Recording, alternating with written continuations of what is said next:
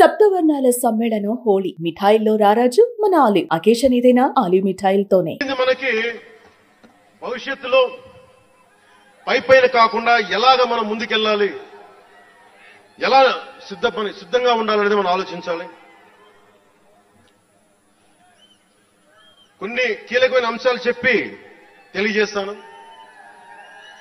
North south divide, ఉత్తర భారతం దక్షిణ భారతం, అలాగే caste senses, కులాల గణాంకం, డీలిమిటేషన్ ఇష్యూ, 3 లాంగ్వేజ్ ఫార్ములా, ఇవన్నీ మాట్లాడుతూ ఉన్నారు.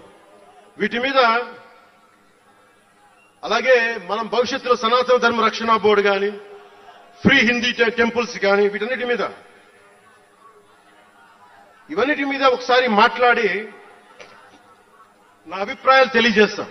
ఎందుకంటే దిశానిర్దేశం, భవిష్యత్తుకి దిశానిర్దేశం చేయాల్సిన సమయం ఇది. అందుకని మీకు కొంచెం ఓపికగా వినండి ఇది. ఎందుకంటే ఇది సరదాలకి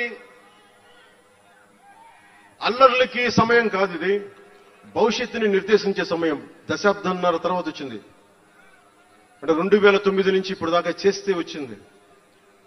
సో నేను ఏం కోరుకుంటానంటే, అల్లరి చిల్లరగా ఉండేవాళ్ళు నాకు అవసరం లేదు, నిలకడగా నిలబడే వాళ్ళే నా సైన్యం.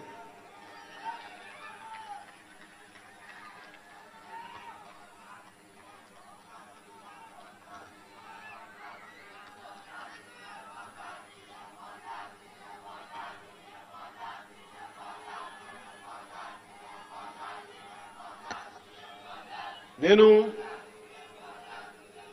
డిప్యూటీ ముఖ్యమంత్రిని అయ్యాక అంతకుముందు ఎప్పుడు ఆలోచించామంటే, పుస్తకాల బరువుతోటి వీపు వంగిపోతున్న పిల్లవాడిని ఆడిపడాల్సిన వయసులో ఇంత పుస్తకాలు బ్యాగ్ వేసుకొని స్కూల్కి వెళ్తా, ఒకవైపేమో టిఫిన్ క్యారియరు, ఇంకోవైపేమో వాటర్ బాటిల్ పట్టుకొని జారిపోతా పడతా అమ్మకి నాన్నకి టాటా చెప్పి ఆ స్కూల్కి వెళ్లే చిన్నపిల్లోడికి ఒక 2 పుస్తకాల బరువు తగ్గిస్తే నేను చాలా ధన్యుడిని అనుకునేవాడిని. అలాగే ఎక్కడో గిరిజన తాండాల్లో చుక్క నీటి కోసం ఏడ్చే గిరిజనులకి ఒక బిందెడు మంచినీళ్ళు ఇస్తే చాలా బాగుంటుంది అని చేయగలను అనుకునేవాడిని. డోలీ మోతలతోటి రహదారులు లేని కొండ ప్రాంతాల్లో కేవలం 100 మంది నివసించే గిరిజన తాండాలకి ఒక చిన్న రోడ్డు వేయించగలమా అనుకునేవాడిని. కానీ ఈ రోజున మీ అందరి దయ, జన సైనికులు, వీర మహిళల పట్టుదల, ఈ రోజున మనం దాదాపు 4000 పైచిలకు కిలోమీటర్ల రోడ్డును వేయించగలిగాం. వాళ్ళు 2000 వేయించిన 5 సంవత్సరాల్లో మనం 2500 కోట్ల పైగా ఖర్చు పెట్టుకుంటున్నాం. ఇవన్నీ ఎందుకు చెప్తున్నానంటే, ఒకరు మనం అనుకుంటే ఎంత చేయగలమని అంటానికి.